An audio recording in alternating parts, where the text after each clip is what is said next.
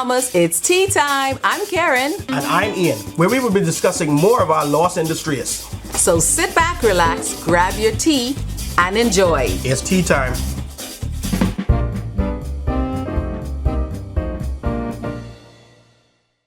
Now you look on my hat was new. Raise that money. Laugh, ya laugh. Laugh, ya laugh. Laugh, ya laugh. Ya, you got spend your money. Spend your money, never done. Spend your money. At Games and Things Marathon Road, Games and More, the Southwest Plaza, Carmichael Road, or sell all electronics and appliances, Marshall's Plaza, Carmichael Road.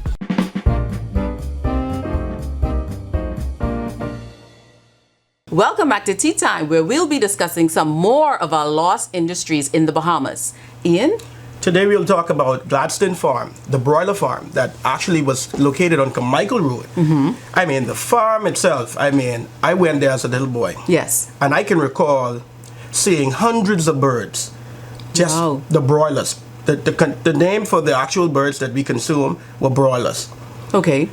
But Gladstone Farm was known to raise hundreds of birds per weekend. I mean, that farm was, oh my goodness, it was just out of this world. I mean, I've never seen something like that before until then. Yes, many people do not know about Gladstone Farms. What about the organic eggs that we import? Why are we importing organic eggs when we could make it ourselves? Because I know that some schools, they grow the eggs, they have the chicken eggs there for sale, but why can't we do this in mass production like how we did, with Gladstone Farms? What happened to Gladstone Farms? Well, Karen, in our country, we already had a hatchery here in Yes. the Bahamas. It was located actually on Cowpen Road. The farm name was actually known as Rainbow Farms. Okay, I remember Rainbow Farms. Yeah, so yes. they had where the organic eggs were being hatched there at that time. And Gladstone Farm is known for the broiler. See, there is a difference between the broiler birds and the layer birds. So what is the difference? The difference between broilers and layers is layers lay eggs. And the broiler birds are what we normally use for regular consumption, like from the bamboo Okay. shacks, the Kentuckys, Yes. and so on, So what is stopping us from actually still doing it? I think that we are more driven by importations. Yes. Because we've come into be a buyer's nation rather Yes. than proactive nation. And we have to go back to those businesses that thrive and they boomed. We know that the Bahamas in itself, we are a chicken eating country. Number one. Home of the chicken eating. Yes. We preferably would eat bamboo shack. We like the Kentuckys. These are things that we normally eat in our diet daily. Chicken. Yeah. That is our number one thing. That particular poultry is what we do all day, every day. Wow. So how do you think we could, we spoke a lot about lost industries for the past 2 weeks. The first episode we talked about the pineapples, the sponge, The the sisal. sisal. Now we're talking about the eggs. Say someone comes up and say, okay, I've been listening to Tea Time and they talked about all of these industries that we have. How can we as young people restore these industries? What do they have to do? Well, Karen, the first things that has to happen is they have to acquire land. Land is important for any sorts of farming and stuff like that. Yes. If you're not inherited land, some people inherited land. Yes. And a lot of them that inherited land may not wish to farm. Or some people look at farming as being less off. Or, Yes. like the dirty jobs. But the dirty jobs are where all of the money are. All the money in the soil. The richest people on the earth are the actual farmers. Yes. Do you realize that, Karen? I realize that for sure. You realize that Yes. most of the people that farm, they understand the value of farming. People have to eat. They have to eat. And it's more healthy because if you grow it on a farm, you grow your chicken, you grow your fruits. It's more healthy because when we import, they inject them with all sorts of chemicals. Beyond us knowing what chemicals they're injected with, bear in mind, our country imports. So sometimes when you look at the label, some of these chickens come from Brazil, Right. it comes from Venezuela, it comes from maybe the US. And when we think about them shipping birds, you're saying, okay, it takes a transit to go from one destination to the next. Yes. Before it reaches our port. It doesn't just ship straight to the Bahamas. Right. So it has to go to all of these various countries. Land maybe in America, then it comes back to the Bahamas in these refrigerated containers. Then it goes into the food stores. where it's also been placed into the freezers. That is placed on in the front market to be bought. Thank you, Ian. We'll be right back. Don't you touch that dial.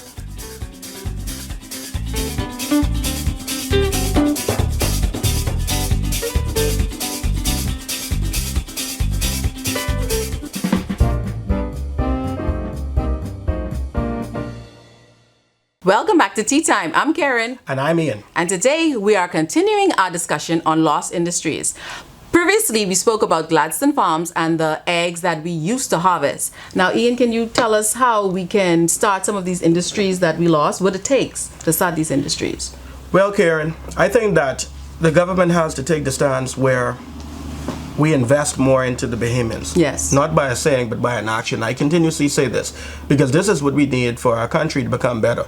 This is how we become proactive. Yes. You know, when we think about those farms and the chicken, and we consume so much chicken. Yes. And we think about the importation of all of these chicken, and some of these chickens, like you said previously, you said that we don't know what all goes into these chickens. And Yes. then sometimes these chickens come from very far. Yes. I'm thinking about taking our chickens and putting it in the store, like the Abaco Big Bird. That's Okay. organic. I've tasted it. It's really, really, really Yes, good. yes. You know, and we have some other farmers around here doing their small portions of raising chickens and so forth. And this is the way we have to start to think about. We have to think about the future of our country. The future is the people. The people have to get more into the soil. Right. In getting back to the soil, we become more into trade and industries. Yes. Okay. Also, we discussed products, Bahamian-made products. How can we go about putting them into the stores? How could we go about introducing it to the Bahamas and encouraging persons to purchase our Bahamian products? Karen, I think that the mindset of the people has to first change. Mm-hmm. And then I think that the persons that are in the respective places, Yes. they're going to have to then take the challenge, and they have to take the responsibility to say that, you know, we are going to promote us as a people. Right. We have to have Bahamian pride. This is what's going to make us go over the edge in terms of ingenuity. And this is going to help us propel us into the 21st century. Yes. We have the wholesalers like the H.A. Pritchett's and the Thompson Tradings and so Yes. forth. They're based on the BFS. They're based on promoting or advertising and selling foreign products. Right. But there's not a lot of, or if there is any, Bahamian products that those brands, that those companies carry. So the government initiative has to come where the government says to those particular wholesalers or these particular brand persons that are bringing in brands, Yes. you have to carry at least 2 Bahamian brands, the same way you I take agree. any of the Pillsbury, the I Aunt agree. Jemimas, or anything else. Yes. And you're going to have to market them into the stores the exact same way. Yes. And what the government is going to do, we're going to give you some level of tax breaks Yes. in order for you to, every year, for you to take these brands and actually push and market these brands. Yes. This is how we as a Bahamian, on small snippet steps, are going to become millionaires. I have a friend, she decided to make her own facial products. And she's been using the foreign brand most of her time as a spa tech, or you call her esthetician. Right. And she decided, hey, I can do this myself. Now she finds herself where she cannot get into the big companies to put these products. But they have Estee Lauder, they have MAC, they have all the other products. But she has this product. I can assure you that it's much better. The ingredients, you can tell the quality of it. I use it personally. Flawless face. Can you see it? What is the brand's name? Deshe Aperon. Yes. I like the name. I like it. Yes. It sounds French. And when it's funny that when I spoke to some of my friends about it, I said, I'm gonna try my friend's products. They were like, suppose it breaks out your skin. Suppose it breaks out my skin. But people are using bleaching cream. Yeah. They're using imported products that are messing up their skin, but they keep using it. So why can't we try our, fellow Bahamian product? And it's awesome. I must say, awesome. Karen, the mentality of our people we think that foreign is necessarily better, and that's not the case.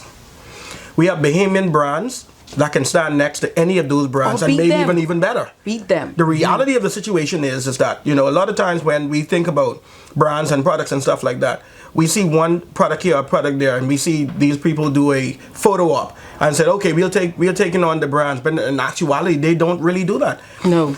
The hotels has to be accountable also.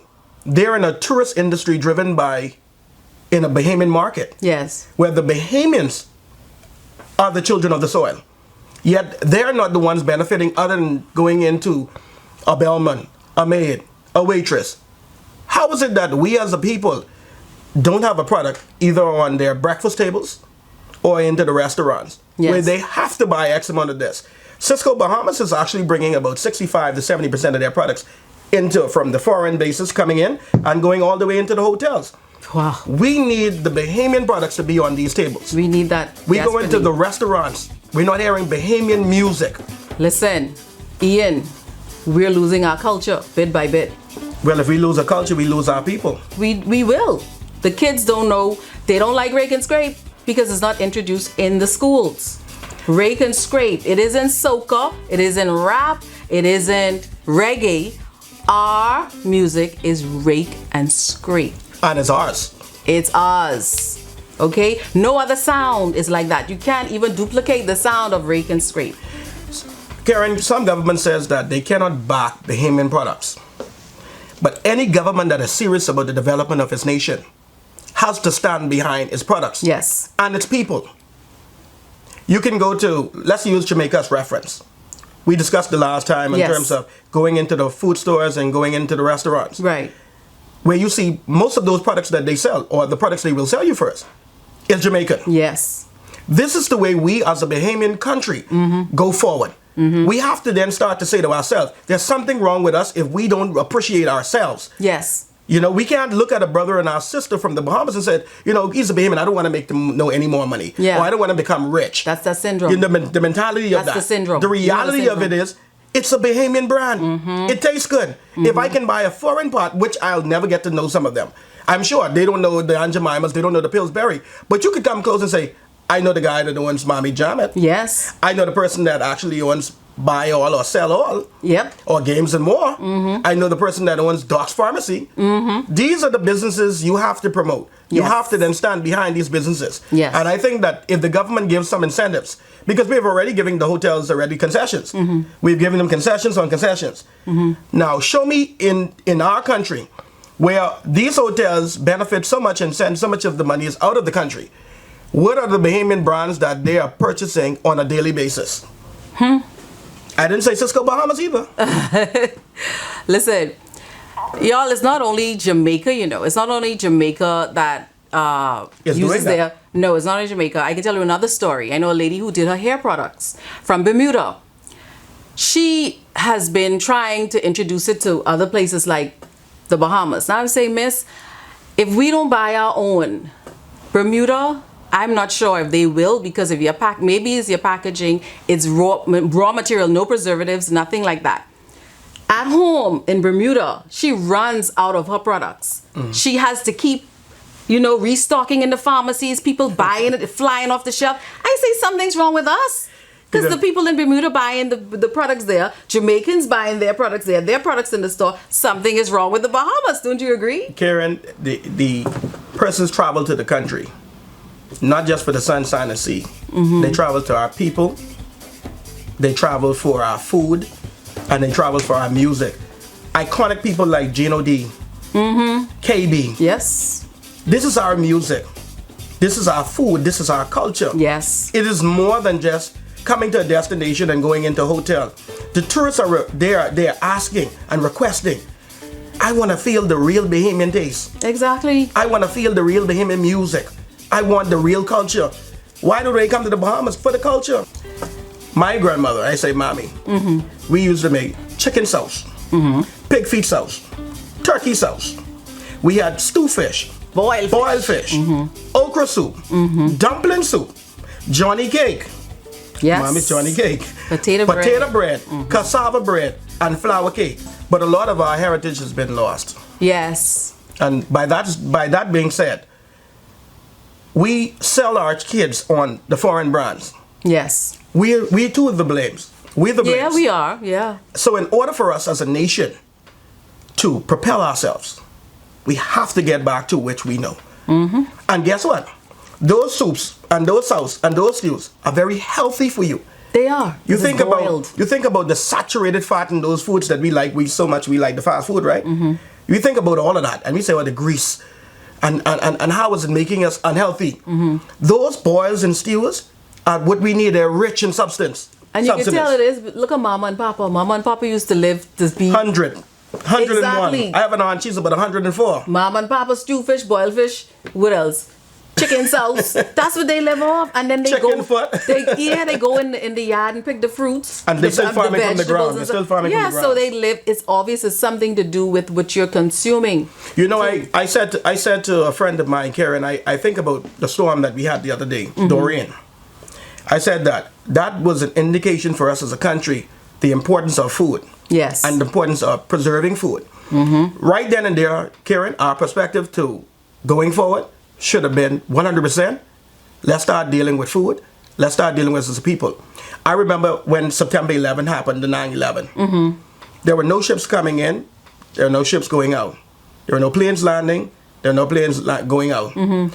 The food level in the country dropped drastically. And that said to me is this. We didn't have 2 weeks of food inside there. You can have the mega food store chains that we have in the country now. They have so much of food already stored inside their warehouses. Yeah. But what happens at a consuming nation like us that are buying market, that we buy, when there is nothing left in there, what do we do? Yeah. What do we do? We're not planting much trees. We're planting plenty palm trees. The coconut you could eat, the sea grapes you could eat, the mangoes you could eat. Yeah. But think about this, and I said this to a friend. Why don't we have a major facility? And the only thing we do to this facility is we store food as a government perspective. In case of any major world crisis, like we have in the coronavirus, we know that China is responsible for a lot of, majority of the shipping and production around the world. So when they can't, or we as a country said we're not taking that because we don't know how far this goes. They say it's on the money, so it could be on the food. So when they cut out certain things like that and say they're not doing that anymore, what do we do as a country then? We're not manufacturing then. So where do we get our food from? Do we have any food stored? Nope. In case if there is a crisis, the world needs the food. So if every country is buying the food, that means that there is a need for the food. That means that first come, first buy, and depending on who the nation is. So we as a country have to promote more Bahamian. Yes. We have to get into there and say, hey, we're going to store a food bank. We have a major food bank, and we're going to promote our Bahamian products because we had to preserve the tomatoes in the bottle. We had the peas, the pigeon peas preserved. All that. We had all of that kind of thing here. And so what do we do? Boy, Ian, I really don't know. I have no clue. Well, that's it, folks. You've been watching Tea Time, brought to you by Sell All Electronics, Games and Things, Games and More, Doc's Pharmacy, National Treasures Bahamas, who provided us once again with these beautiful mugs, and Mammy's Johnny Cake. So tune into our next episode. You don't want to miss it. It's tea time. It's tea time.